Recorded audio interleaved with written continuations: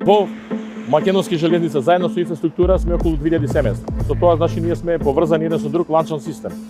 Доколку тоа се деси, значи 2000 семејства ќе останат без леп, кажано народски без леп.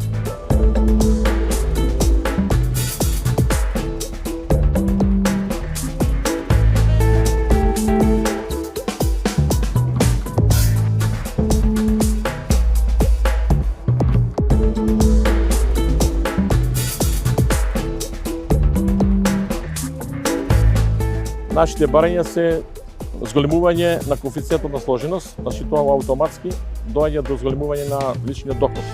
Гледате во какво време живееме, а ние просечната ние како минималец земаме испод просек.